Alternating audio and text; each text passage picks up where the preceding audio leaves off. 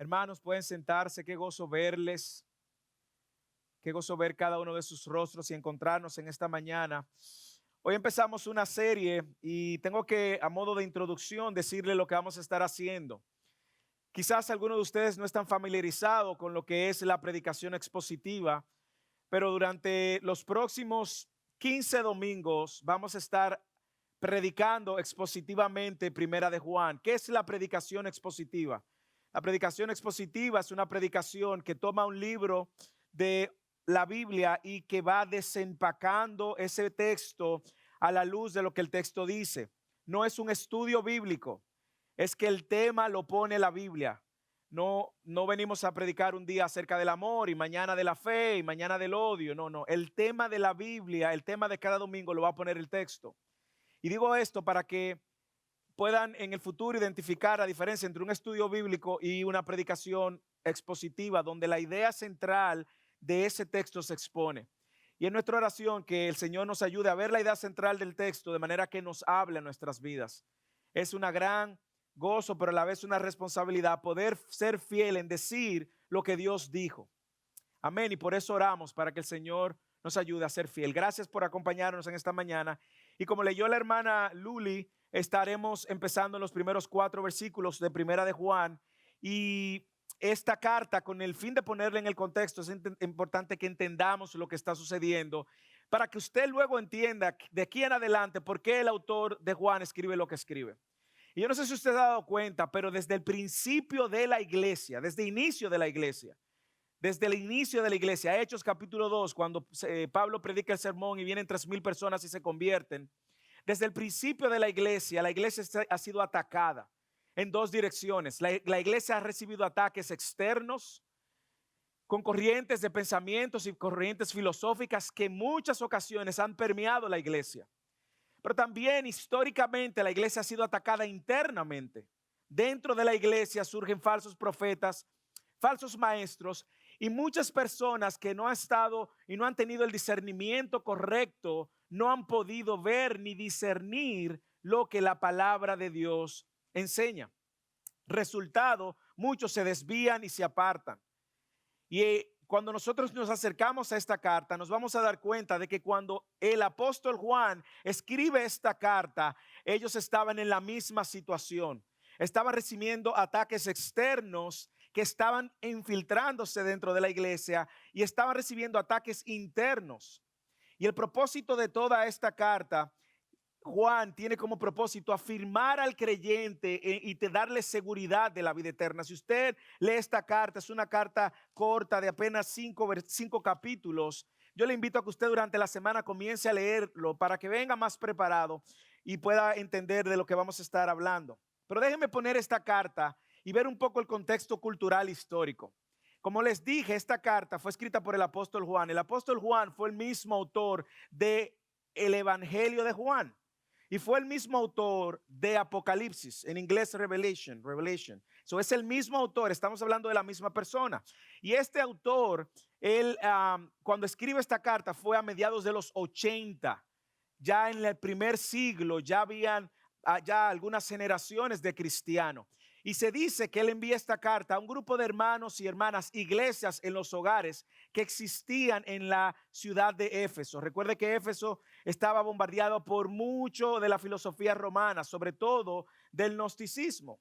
Y los que no saben lo que es el gnosticismo era esta corriente filosófica que pensaba que lo material era malo y que lo espiritual era lo bueno.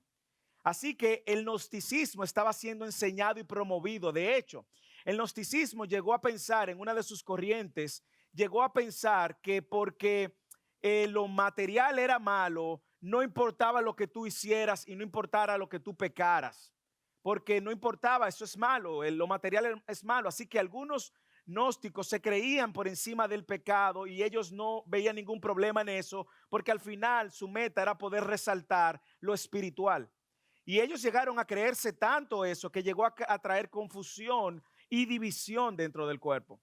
Había otra corriente de los gnósticos también que ellos entendían, escuche bien, que como la gnosis, de ahí viene la palabra gnosticismo, el conocimiento era lo más importante. como ellos pensaban esto, pues entonces ellos decían, hay que aprenderlo todo, lo bueno y lo malo. Así que ellos pecaban también y encontraban placer y tenía que darle toda la satisfacción a sus placeres porque ellos también necesitaban conocer. Al final lo material es malo, es malvado, pero para nosotros lo importante es el espíritu. Así que esto era la cultura que estaba reinando y que estaba presionando externamente a la iglesia, porque muchos gnósticos estaban ahí y ponían y veían en una segunda clase a aquellos que creían que lo material era importante.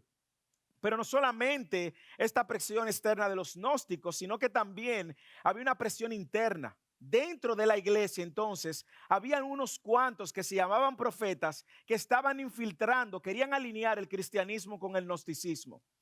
Y para ellos entendían que era imposible que Cristo había resucitado físicamente.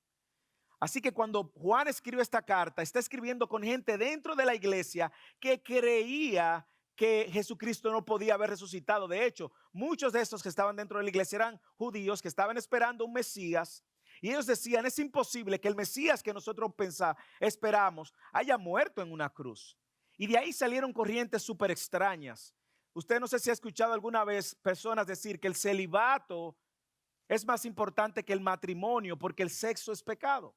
Si a usted eso le suena familiar en alguna religión o cultura, eso tiene su raíz. No te cases porque lo importante es lo espiritual. Eso tiene sus raíces en el gnosticismo. Pero había otra corriente más peligrosa que decía que Jesucristo, el Jesús que nosotros conocemos, fue el Jesús humano. Y como fue el Jesús humano, ese no fue el que murió en la cruz. No es posible que el Cristo que ellos esperaban hubiera muerto en la cruz. Así que Jesús era humano y recibió el Espíritu cuando se bautizó y el Espíritu salió antes de él morir. Esas corrientes estaban entrando dentro de la iglesia y estaban filtrándose dentro de la iglesia. Así que cuando nos acercamos a Primera de Juan, tenga esto en mente. Una corriente de pensadores que decía que lo material era malo y que solo el espíritu era bueno y provechoso. Por lo tanto, podía pecar y darle lujos y rienda suelta al pecado. Y había otra corriente que no creía que Jesús era el Mesías ni que él había resucitado corporalmente. Así que vamos a acercarnos a nuestro texto teniendo esto en mente, ya que ellos entendían, los gnósticos, que eran una clase superior, y esa clase superior estaba trayendo división dentro de la iglesia, porque había unos que se creían más espirituales que otros. Con todo eso en mente, nos acercamos a la carta para que pueda entender por qué Juan escribe lo que escribe de aquí en adelante y usted pueda darle sentido, entender por qué fue inspirada en este contexto. Y más importante aún, cómo ese contexto se relaciona con nuestra realidad. Como nosotros igualmente, la iglesia de hoy está siendo atacada por factores externos y corrientes de pensamientos, pero sobre todo como dentro de la iglesia se levantan también falsos que la iglesia muchas veces no está preparado para discernir. Así que todo eso es lo que vamos a estar viendo en esta carta. Yo le animo a que no se pierda un solo encuentro donde iremos viendo acerca de la intención por la cual Dios inspiró. Así que vamos al texto otra vez y vamos a ver lo que el texto nos recuerda. Capítulo 1, versículo 1, los primeros 4 versículos. Lo que existía desde el principio, lo que hemos oído, lo que hemos visto con nuestros ojos. Escucha el énfasis que Juan está haciendo. Lo que hemos contemplado y lo que han palpado nuestras manos acerca del verbo de vida, pues la vida fue manifestada y nosotros la hemos visto. Y damos testimonio y os anunciamos la vida eterna, la cual estaba con el Padre y se nos manifestó. Lo que hemos visto y oído os proclamamos también a vosotros, para que también vosotros tengáis comunión con nosotros y en verdad comunión con el Padre y con su Hijo Jesucristo. Os escribimos estas cosas para que vuestro gozo sea completo.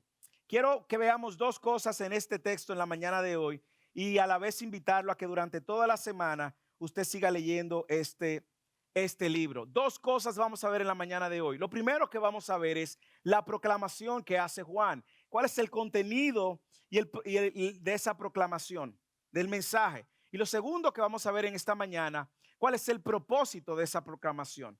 Así que abra sus ojos, abra su Biblia, encienda su Biblia y vamos a ir sobre el texto viendo primero la proclamación. Lo primero es que la proclamación, estos primeros 4 versículos van a establecer el fundamento del resto de la carta. Así que usted tiene una ventaja hoy sobre los que vengan después. Y es que en esta mañana Juan establece el fundamento del resto de la carta.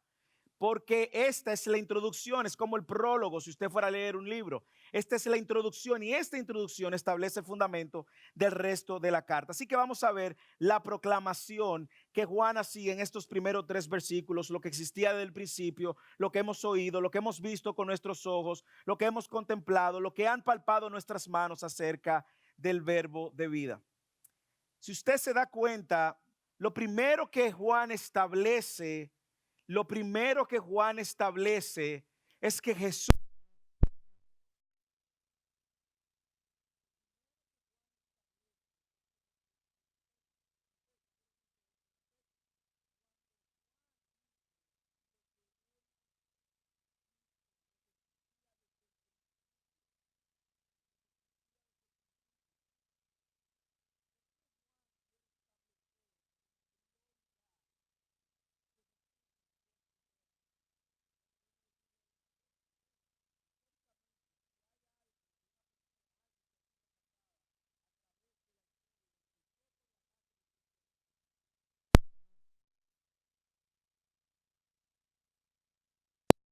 su obra, cómo murió en la cruz, de Jesús se ha sacado su resurrección.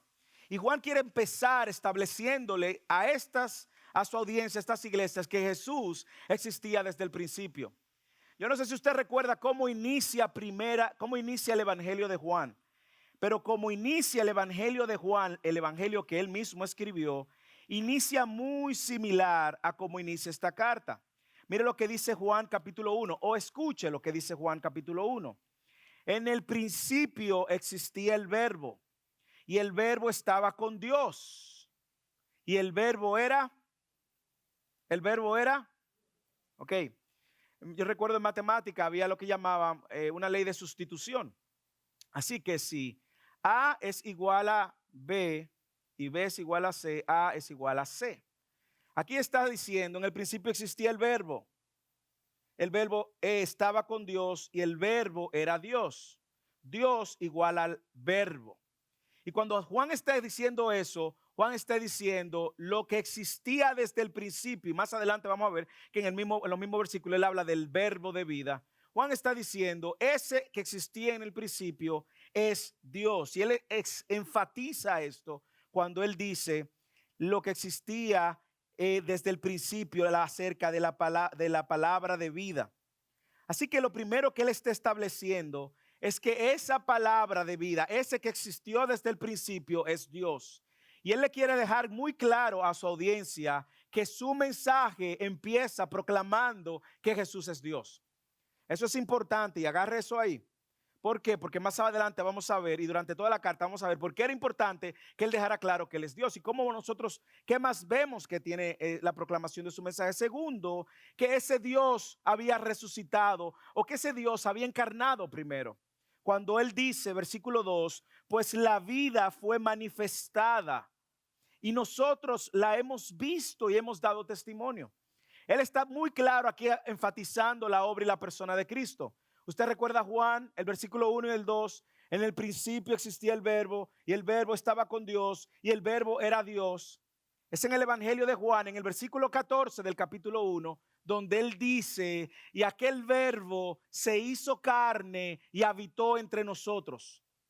Otra vez vamos a la regla de sustitución. El verbo es Dios y el verbo se hizo carne. Aquí se está refiriendo a Cristo.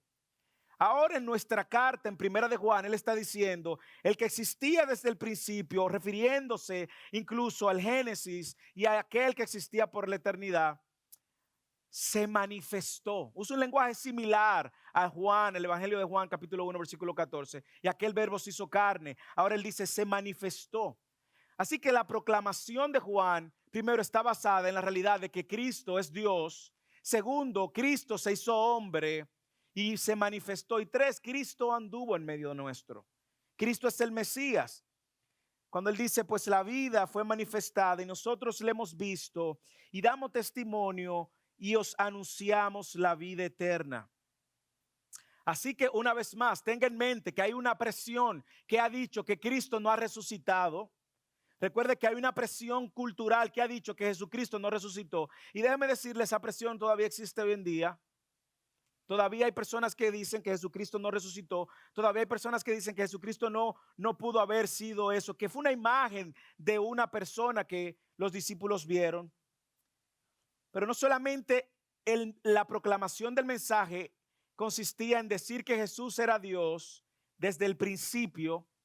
No solamente que Jesús se había manifestado y ellos lo habían visto, sino que ahora su proclamación también estaba basada en su testimonio.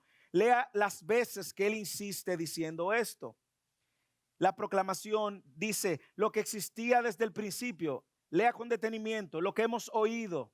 Él escuchó a Jesús. Lo que hemos visto con nuestros ojos. Es un doble énfasis. ¿Cómo usted va a ver a alguien sino con los ojos? O sea, él está diciendo lo vi con estos ojos. Dirían en mi país, estos ojos que se lo va a comer la tierra. Lo vi, yo lo vi, nadie me lo contó. Y eso es lo que le está diciendo. Lo que hemos visto con nuestros ojos. Y él dice, lo que hemos contemplado. Ahora, no es solamente que lo vi, es que yo lo contemplé. Y el verbo transmite la idea de lo exploramos, lo examinamos, nos deleitamos en él. Lo que han palpado nuestras manos. Si usted lee los primeros 3 versículos, se va a dar cuenta que él hace un énfasis muy claro en que él había sido testigo de ese Jesús, que él no se lo estaba inventando, que habían algunos gnósticos inventando disparates diciendo que Jesús no resucitó. No, yo lo vi, dice Juan. Yo proclamo al que vi, yo proclamo al que escuché, yo proclamo al que saludé. De hecho, este es el Juan que dicen que fue el discípulo amado. Es el Juan, aunque esto ya es extra bíblico, que dicen que Da Vinci en su obra pintó recostado del hombro. Este es el Juan el discípulo más joven y es el último de los discípulos en morir. Y él está diciendo, yo lo toqué, yo lo vi, yo lo escuché, ese Jesús. Así que su proclamación quiere comunicar que Jesús es Dios, quiere comunicar que Él es el Mesías que se había profetizado y que lo vimos antes y después, y que yo había dado testimonio de Él. Su testimonio, Él está diciendo, yo no estoy trayendo una historia de cuentos de hadas. Yo estoy trayendo un testimonio real y eso lo está comunicando a esta iglesia. De hecho, recuerde que en Hechos, Lucas, el que escribe el Evangelio de Lucas, también escribió el Evangelio, también escribió el libro de los Hechos. En Hechos, nosotros vemos que en el capítulo 1, versículo 3, dice que Jesús se le apareció durante 40 días y compartió con personas durante 40 días, resucitado. De hecho, el apóstol Juan en Primera de Corintios, recuerden, el capítulo 15, el apóstol Pablo, perdón, en Primera de Corintios, cuando él escribe en Primera de Corintios, él da un número y él dice que se le apareció a más de 500 personas. Pero no solamente este testimonio era un testimonio colectivo, por eso él dice lo que hemos oído, lo que hemos visto, lo que hemos palpado, sino que su testimonio fue probado también. Usted recuerda el hecho, en el libro de los Hechos, usted recuerda también cuando Juan y Pedro iban al templo, se encontraron un paralítico de nacimiento. El paralítico de nacimiento le dijo, denme algo para comer. Pedro le responde, ¿qué le responde Pedro? ¿Usted se sabe la historia? No tengo plata ni oro, mas lo que tengo te doy. Levántate, te digo. Y se levanta un paralítico que había crecido siendo paralítico. Bueno, ahí estaban Pedro y Juan. Pero eso no es lo interesante. Lo interesante es que eso genera un tumulto grande. Se reúnen la gente cuestionando en nombre de quién ustedes hacen esto. Ustedes recuerdan esa historia en Hechos. Y viene Pedro y lanza su segundo sermón y se convierte en 5,000 personas. Y esto molestó mucho a las autoridades y a los judíos y a los líderes religiosos de la época. Y usted sabe lo que pasa. Lo llevan a las autoridades religiosas en nombre de quién ustedes hacen eso. Y ellos habían visto cómo esta gente se había convertido. 5,000 ahora habían escuchado el mensaje y se habían arrepentido. Y ahora le dicen a ellos, ustedes tienen que callarse. Ustedes no pueden seguir proclamando eso. ¿Y cuál es la respuesta que ellos dan? Escuche cuál fue la respuesta que ellos dieron. Y yo creo que es una respuesta donde su testimonio también fue probado. Dice Hechos capítulo 4, versículo 19. Mas respondiendo Pedro y Juan, el mismo Juan que escribió nuestra carta, le dijeron: vosotros mismos juzgad si es justo delante de Dios obedecer primero a vosotros antes que a Dios. Porque nosotros no podemos dejar de decir lo que hemos visto y oído. Así que Pedro y Juan, y sobre todo Juan, que es el caso que nos compete, Juan, su testimonio había sido probado. Su testimonio lo llevó a él al exilio por testificar de este Cristo vivo, por testificar y anunciar y proclamar el mensaje de vida. Él fue llevado al exilio, a diferencia de los demás discípulos que murieron crucificados, aserrados, le cortaron la cabeza, lo mataron. Él lo mandan al exilio en la isla de Patmos, donde luego escribe el libro de Apocalipsis. Pero es justamente el sostener esta verdad lo que lo lleva a esto. Y Juan está afirmando que lo que él proclamó era la verdad sobre el Hijo de Dios y que él fue testigo de estas cosas. Hermanos, ¿por qué todo esto es importante? Bueno, hermanos, esto es importante porque nosotros también nos encontramos en una sociedad que está tratando de poner a un lado la verdad de ese Cristo vivo. Es importante porque nosotros nos encontramos en un contexto donde hay personas de fuera que quieren negar la resurrección de Cristo y otros académicos que quieren negar que Jesucristo es Dios. Pero más aún, probablemente usted, una que otra vez en la semana, alguien toca su puerta diciendo que es testigo de Jehová y diciéndole que Jesús no es Dios. Usted va a encontrar otras corrientes religiosas que van a poner a Jesús en un lugar diferente a como lo pone la Biblia. Y Juan le está diciendo esto a las iglesias de Éfeso y el Señor nos los quiere recordar a nosotros en esta mañana. No solamente que ese es el mensaje, que Jesús es Dios, no solamente que Jesús se manifestó corporalmente y que Él es testigo de esto, pero observe también el contenido del mensaje. No solamente la proclamación, escuche el contenido, versículo 2. Léalo en su Biblia. La vida fue manifestada y nosotros la hemos visto y damos testimonio y os anunciamos la vida eterna. Mira el contenido del mensaje. La vida eterna. La vida eterna. ¿Cuál es el contenido, Moisés? Cuando uno estudia un pasaje así y cada vez que usted estudia un pasaje, no se pare ahí. Pregunte. ¿Qué quiere decir con la vida eterna? Si usted sigue leyendo, usted se va a dar cuenta que él no solamente está hablando de un estado futuro, él está hablando de una persona. ¿Cómo nos damos cuenta? Siga leyendo. La vida eterna, ¿qué dice después? Que fue manifestada. Mire, versículo. Nos anunciamos la vida eterna, la cual estaba con el Padre y se nos manifestó. Ya usted se da cuenta que él no solamente está hablando de un estado futuro, él está hablando de una persona que estaba con el Padre y con eso él está diciendo, coexistía con el Padre también y se nos manifestó. Así que, ¿cuál es el contenido del mensaje que él está proclamando? Cuando él habla de que nosotros hemos visto, damos testimonio y os anunciamos la vida eterna, él está proclamando a Jesús. El contenido de su mensaje es Jesús, que Jesús es la vida y es la vida eterna. Escuche, hermanos, esto es clave porque si hay algo de lo cual todo el que está aquí, sin excepción, todo el que está aquí, hasta el niño más joven que está aquí, sin excepción, si hay algo de lo que debe de tener seguridad, es de dónde va a pasar su eternidad. Sin excepción.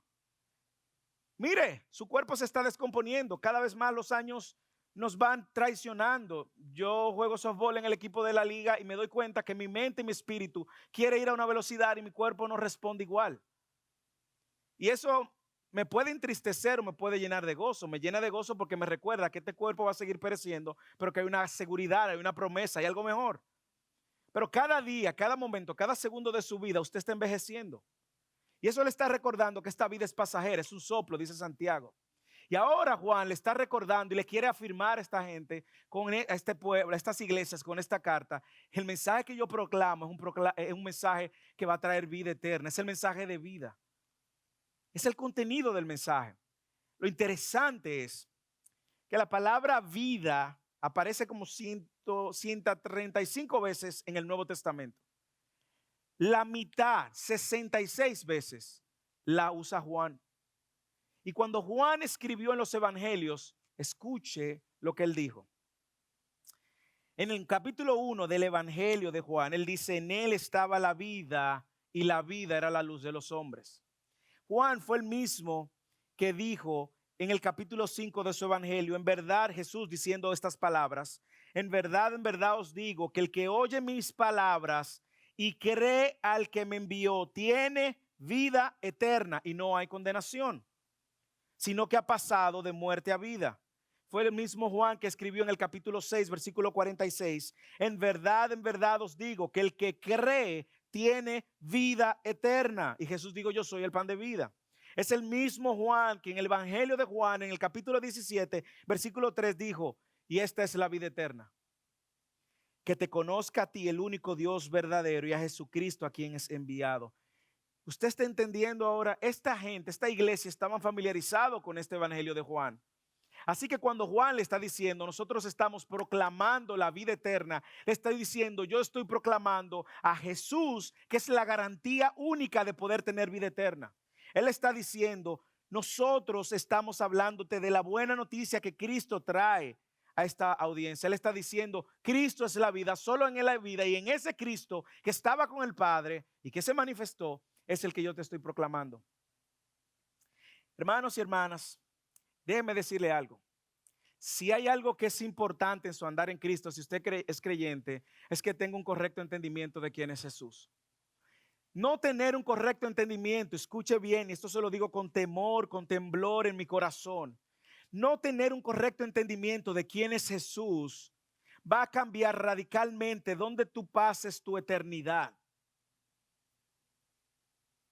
No tener un correcto entendimiento de quién es Jesús y qué Él ha hecho por ti va a cambiar también radicalmente la manera como tú vives la fe aquí, como tú vives este tiempo en la tierra. Y mi pregunta es esta, ¿usted tiene un correcto entendimiento de quién es Jesús? ¿Usted ve a Jesús como aquel y a Dios como aquel que existe solo para bendecirte, que Él trabaja para ti? ¿O tú ves a Jesús como Dios? ¿Tú ves a Jesús como un profeta? ¿Lo ves como un líder religioso? ¿Lo ves como un guía espiritual? Una vez, recientemente, hace unos meses, estaba viendo una conferencia, daba una persona y quiso comparar a Jesús con los demás líderes religiosos. Era una conferencia supuestamente cristiana y pone a Jesús, pone a Mahatma Gandhi, pone a Martín Lutero. ¿Qué tienen en común estos? Por favor, ¿cómo me comparas a Jesús con un líder religioso?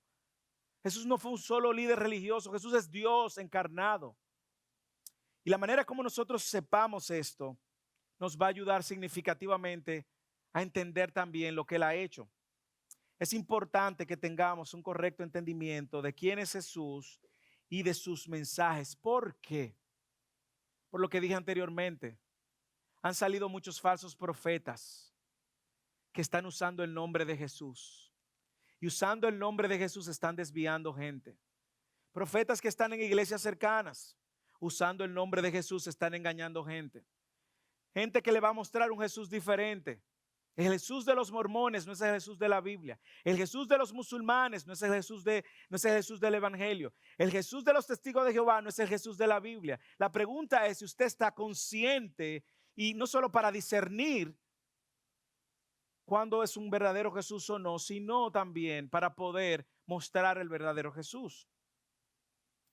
Nosotros estamos comprometidos en esta congregación, en First Living en español, a promocionar, a enseñar, a mostrar al Cristo de las Escrituras. Ese es nuestro compromiso, mostrar el Cristo, el Evangelio de las Escrituras, porque una mala interpretación va a afectar la manera como vivamos en esta tierra. La pregunta es, ¿qué hago yo con ese Jesús, Dios? Bueno, yo hago todo. El lunes, mañana, cuando usted arranque, recuerde que usted ha sido salvo por un Dios que es vivo. Mañana, cuando usted no tenga fuerzas para orar o no sienta deseo de seguir luchando por tu matrimonio o de seguir orando por tus hijos, recuerda que tú tienes un Dios vivo que escucha tus oraciones. Recuerda que es Dios mismo, es ese Jesús que resucitó y está corporalmente con un cuerpo glorificado, intercediendo a la diestra del Padre por ti. Recuerda que es por ese Jesús que ahora tú y yo tenemos acceso al Padre y podemos venir en cualquier momento y presentarnos en oración. Recuerda que ese Dios no está muerto. La tumba de Buda está vacía. La tumba de Buda está con sus restos. La tumba de Mahoma está con sus restos. La tumba de cualquier otro líder religioso está con sus restos. La tumba de Jesús está vacía. Ese Jesús es vivo, está vivo e intercede a nuestro favor. Pero más aún, ese es el Jesús que nos ha dado vida. Y por medio de él ahora tenemos la promesa. En medio de tanta convulsión y ver este mundo decadente, tenemos la promesa de que él nos ofrece algo mejor. Si esta mañana tú estás aquí y no has conocido a ese Jesús, o tú has estado viniendo, has escuchado de Jesús, ese es el Jesús que presentamos. El único Jesús que puede cambiarte y cambiar tu eternidad. El único Jesús que puede darte vida eterna. El único Jesús que puede hacer posible cambiar tu lamento en baile. El único Jesús que va a permitir, que va a dar garantía a tu entrada al cielo. Así que ya vimos la proclamación de Juan, que era la proclamación basada en la deidad de Jesús, que Jesús es Dios, la verdad de que él había resucitado y también la verdad de que él era testigo de esas cosas.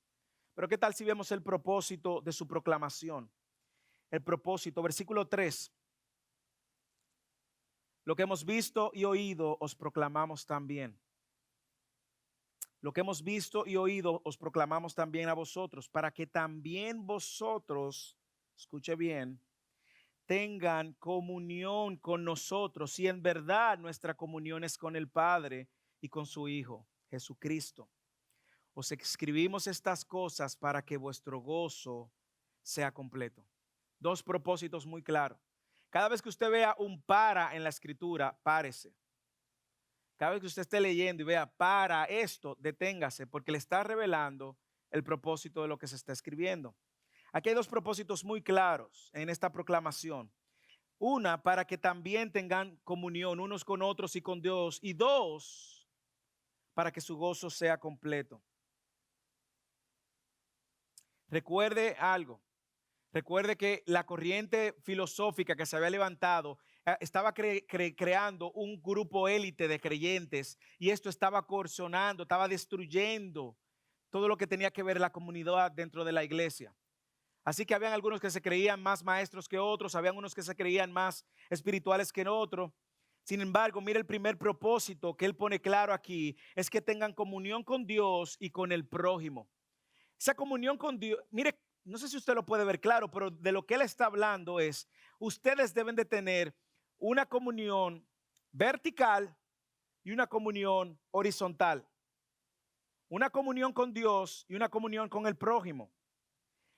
Él está escribiendo estas cosas para que la iglesia no se dividiera, sino que efectivamente andaran en comunidad, y eso es lo que queremos hacer en esta congregación. Si usted lee nuestra tarjeta, los signs dicen evangelio, comunidad, discipulado.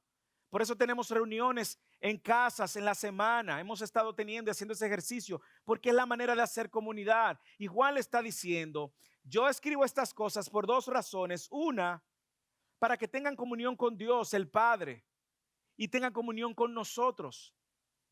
La palabra comunión, apréndase esta palabra en griego, usted la ha escuchado en otros contextos, es la palabra koinonía. Diga conmigo koinonía. Ya está aprendiendo griego, ve que no es tan difícil. Koinonía, y esa palabra significa participar, compartir, pero más allá de eso y de compañerismo, participar, compartir, esa palabra denotaba un mutuo compromiso hacia un propósito común. Ahora escucha lo que le está diciendo. El propósito de esto es para que ustedes tengan un mutuo compromiso hacia una causa común. Él no está diciendo solamente para que tengan compañerismo. De hecho, podemos aquí, por el trasfondo de diferentes culturas, definir compañerismo diferente.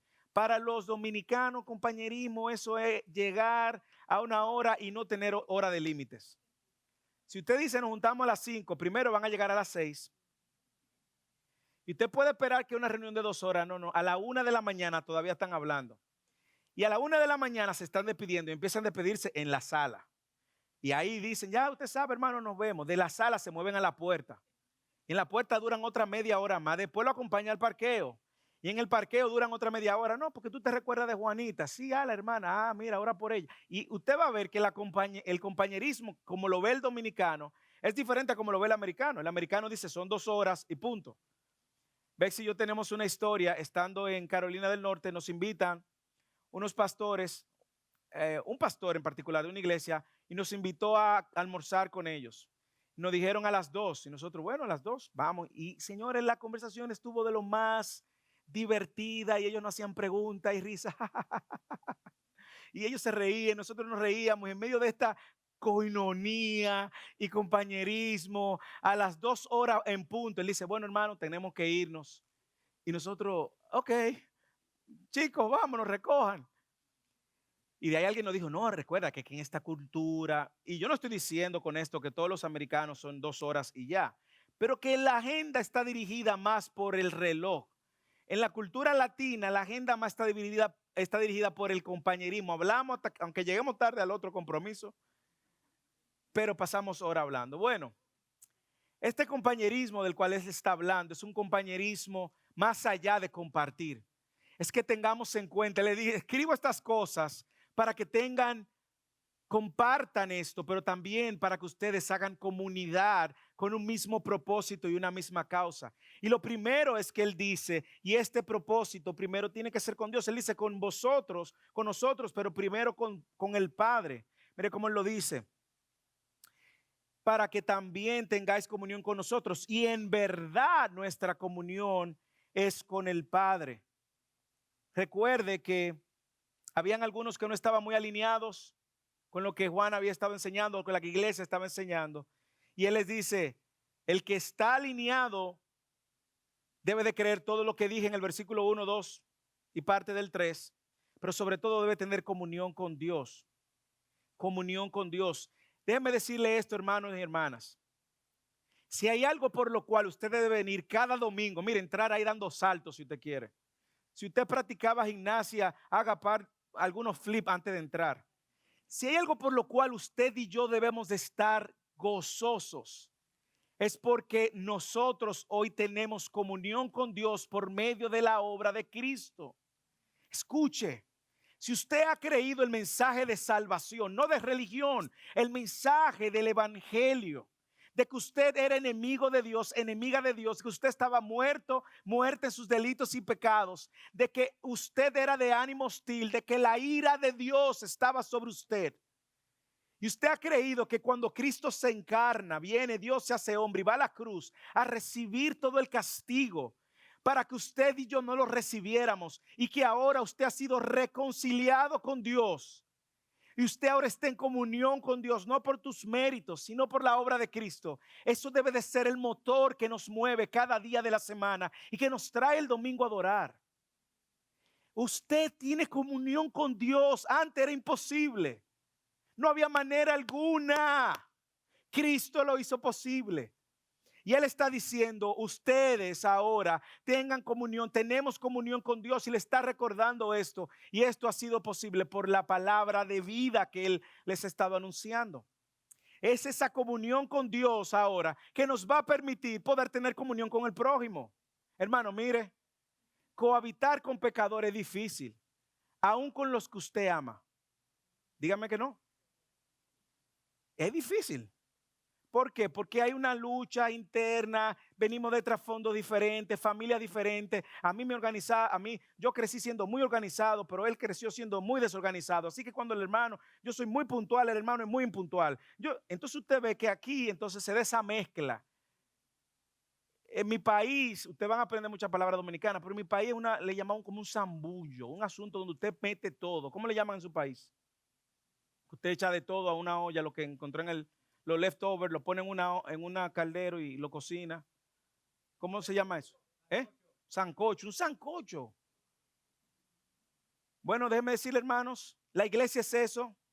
Y con esto quiero recordarles que la iglesia, este lugar, el hermano que está a su lado no es perfecto, no es perfecta, es un pecador, es una pecadora, redimido por la gracia de Dios, con defectos, con errores. Un día te va a saludar, otro día no te va a saludar, pero que eso no rompa la comunión, hermanos. Que eso no rompa la comunión. Un día no te sientas triste porque no te saludaron. Que eso no rompa la comunión. Un día no te sientas ofendido porque no te visitaron. Eso no rompa la comunión. Porque por encima de esta comunión tenemos comunión con Dios. Le voy a decir algo. Pablo fue muy inteligente. Y Pablo escribió en una de sus cartas, sopórtense unos a otros. Él dice, ámense unos a otros, pero también sopórtense. Hermano, que hay que soportarlo por fe y amarlo por fe. Hermano, y dígale, hermano, yo te amo. Y por dentro, por fe, te amo por fe. Pero dígale, yo te amo. Y la segunda parte usted la piensa, hermana, te amo. Por fe te amo. Pero usted sabe por qué, porque usted va a pasar la eternidad con ese hermano. Usted se imagina que usted se ve en el cielo con el hermano o la hermana que usted no soporta. No, ahí el Señor va a poner afectos nuevos. Y usted va a amar a quien no ama. Pero mire el propósito de estas palabras, la comunión con Dios. Y segundo, esta comunión con Dios debe reflejarse en la comunión en vosotros. Koinonía es la palabra que él está utilizando. Quien la usa más es el apóstol Pablo y él está usando justamente esta palabra para decir este compromiso mutuo entre unos y otros. Hermanos, no dejemos que las diferencias, mis caprichos, mis diferencias incluso culturales nos causen divisiones. No, hermanos, seamos intencionales en promover la comunión, el compañerismo. De hecho, al final hay una comida para que usted se quede y empecemos a hacer y a fortalecer este vínculo. Pero con el fin de ver esto a la práctica, mi pregunta debe ir en dos direcciones. Primero, si usted es cristiano, ¿usted tiene comunión con Dios? ¿Cómo luce esa comunión en la semana? ¿Cómo luce?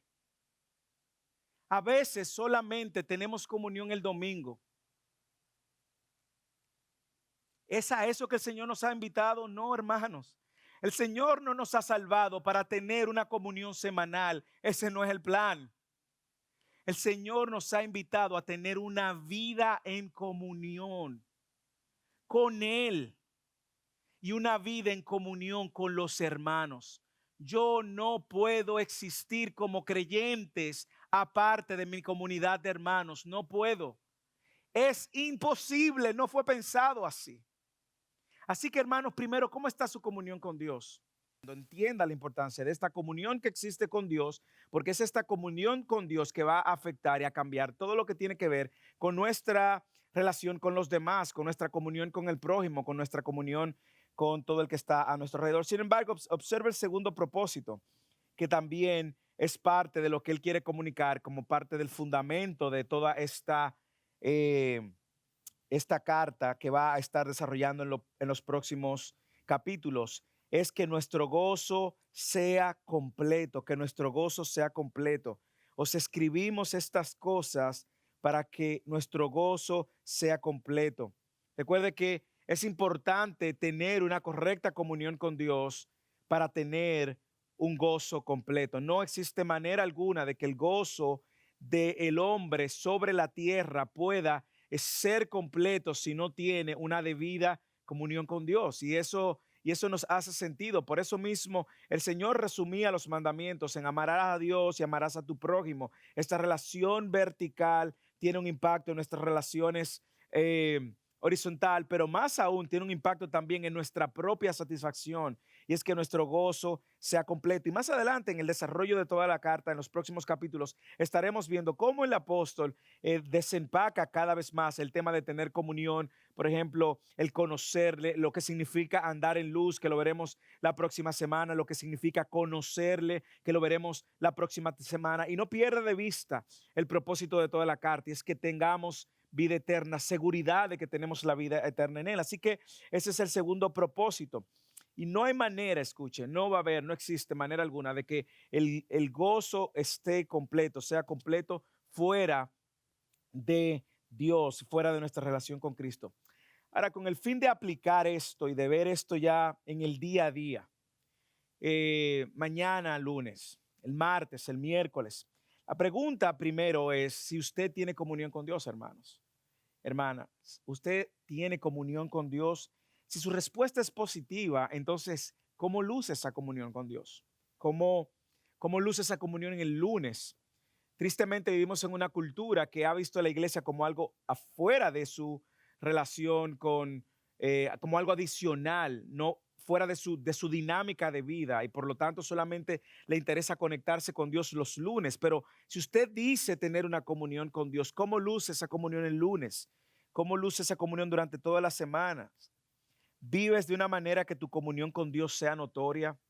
¿Vives de una manera que otros vean que tú realmente estás unido, compañerismo, coinonía, unidos en un mismo propósito y en un mismo fin con Dios? Ahora, si tu respuesta es negativa y tú dices, bueno, Moisés, yo a la luz de lo que hemos escuchado esta mañana, yo no estoy muy seguro de que tenga esa comunión de la cual tú hablas. Bueno, pues aquí está la aplicación para ti. La aplicación es que debes de reconciliarte con Dios. Debes de arrepentirte de tus pecados porque la Biblia dice que eres enemigo de Dios. Por eso no tienes compañerismo con Dios. Estás enemistado con Dios y más aún la Biblia dice que eres hijo de desobediencia. Pero lo importante es esto, es Cristo, el que existe desde el principio, Dios mismo, el que nos reconcilia y quien hace posible que nosotros hoy tengamos una relación con el Padre para toda la eternidad. La buena noticia es esa, de que Dios, sabiendo eso, envía a su Hijo a morir a morir en la cruz por nuestros pecados, para ahora reconciliarnos con Él y tener una comunión con Dios. Así que si usted nos visita en esta mañana, o si tú sabes que no tienes una relación con Dios, esta es la aplicación para ti. Ven a Cristo, arrepiéntete de tus pecados, confiesa tus pecados y ven a Cristo, ríndete a su señorío. Cristo es el único, no solamente que va a garantizar esa comunión con Dios, sino es el único que también va a garantizar que tu satisfacción esté completa. Nada en este mundo va a poder llenar completamente tu gozo. La segunda pregunta para aplicar es esa, ¿su gozo es completo? ¿Te encuentras totalmente completo, satisfecho, satisfecha en Él? ¿Tu vida muestra esa satisfacción? ¿O el lunes te encuentres insatisfecho y por eso tratas de llenar esa insatisfacción con otras cosas, con otras prácticas, con adicciones, con relaciones? El martes, ¿cómo luce? ¿Estás buscando tratar de llenar esa satisfacción con hombres, con mujeres, con relaciones, con cosas materiales, con hacer dinero, tener un nombre, un título, una reputación? Solo en Cristo nuestra vida va a estar completamente satisfecha. Solo en Cristo podremos tener una vida plena, completa. Ese es el mensaje de Juan al iniciar esta carta, que sirva como protocolo y como fundamento para todo lo que él va a estar diciendo en lo adelante. Ese es el mensaje, porque una vez nuestro gozo es completo, más adelante cuando veamos en el capítulo 2 de los versículos del 11 en adelante, 12 en adelante, él va a hablar acerca de nosotros, de no amar el mundo ni las cosas que están en el mundo, justamente porque ya ahora nosotros tenemos una nueva identidad, tenemos una nueva relación que hace que nuestra mirada entonces mire más hacia arriba y no hacia él. Así que ese es el mensaje. No hay comunión con Dios sin una comunión con el Hijo, con Cristo. Y no hay una correcta relación con el Hijo si no hay un correcto entendimiento de quién es Jesús. Y por eso él lo quería poner claro al principio de la carta, de manera que sirva de fundamento para todo lo que vamos a estar viendo en esta jornada del desarrollo de esta serie de Primera de Juan. No hay un gozo completo sin una comunión con Cristo. Jesús vino a dar vida, dice la palabra de Dios. Vino a dar vida, pero una vida en abundancia. Que el Señor nos ayude a reflexionar en estas verdades, pero también que el Señor nos ayude a vivir a la luz de estas verdades. Mi relación con Dios cambia mi relación con mi prójimo y también cambia mi relación conmigo mismo. Ahora yo encuentro satisfacción en Él por medio de haber sido unido y reconciliado con Dios. Oremos. Señor, gracias por tu palabra y gracias por el gozo de ser expuesta a ella. Úsala como un instrumento para hablarnos, para edificarnos. Y yo te pido, Señor, que si en esta mañana hay personas que no te conocen, que nos están escuchando, que tú uses tu palabra para abrir sus oídos, para traerlos a la verdad. Y te pido, Señor, por los hermanos y hermanas que sí te conocen, que si ellos no se sienten completo en ellos, en ti, que tú puedas a la luz de tu palabra empezar a alimentar sus corazones y su espíritu ante la verdad, que solamente en ti tenemos un gozo completo. Gracias, Señor, en el nombre de Jesús. Amén.